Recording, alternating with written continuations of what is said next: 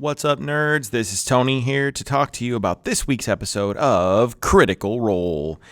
This week's episode, which is Campaign 3, Episode 12, was entitled Make It Fashion, because it was all about getting dressed for a ball.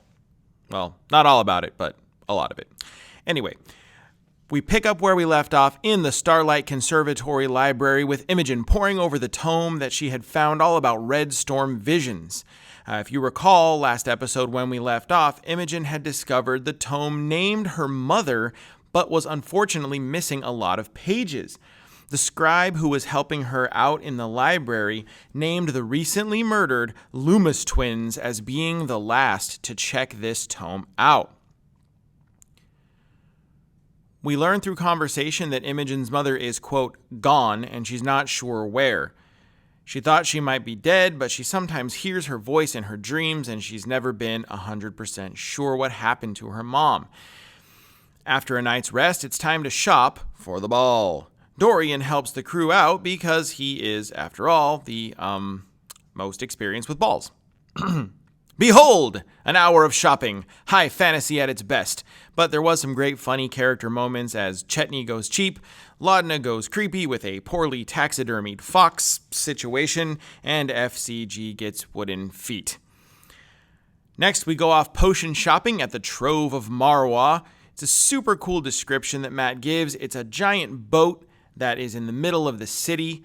We meet Marwa, who is this quirky little shopkeeper. It's a fun little segment.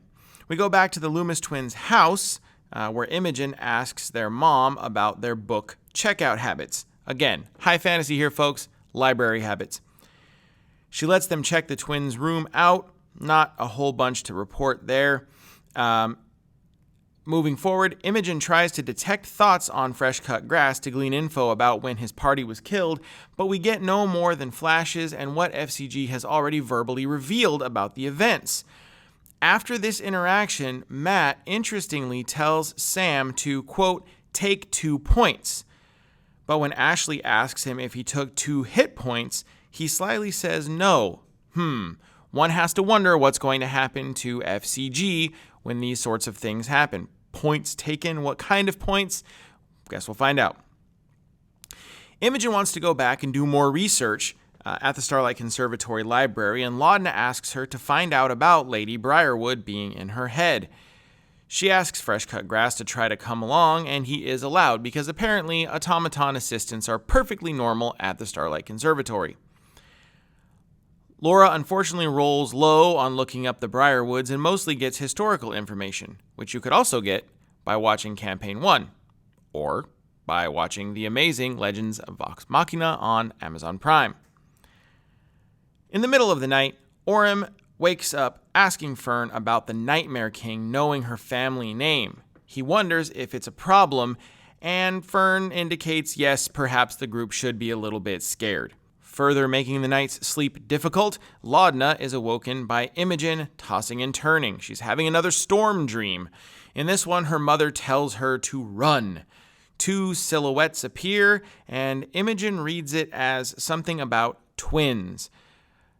Maybe she has a twin. Maybe it's about the Loomis twins. Maybe it's about the Minnesota twins. Hell if I know. The storm gets louder, and she wakes up. Laudna goes back to the Trove of Marwa in the morning, and she gets that bloody vial that was mentioned in the earlier shopping trip. We find out it is a blood well +1. She has to put her blood into the existing blood, and it gives +1 to her spell attack rolls and her spell save DC. It also gives her sorcery points. Next up, mask making. Again, folks, high fantasy here, craft day, and it was as silly as you would expect. Finally, we go off to Lord Eshtaros's estate, and the group discusses their plan for the ball. They will split into 2 groups, Eshtaros and some people in one group, and Dorian posing as an invented foreign noble, along with the rest of the group. They'll be finding out information about the Shandacorum, and will also try to sneakily snatch a ring from Armand Treshy. What could go wrong? After some back and forth, Dorian decides to go as himself with the title Second Son, that's S-U-N, of the Silken Squall. Lord Eshtaros recognizes the Silken Squall, and it makes you wonder what we're going to learn about that later. Dorian is going to be seconded by Fern and Orym, his companions from the previous interstitial campaign, as well as Imogen, who will attempt to detect some thoughts. Eshtaros will be accompanied by Chetney, Ashton, Laudna, and Fresh Cut Grass. Various plans for trading out the ring are batted around, as are team names yet again, to no avail.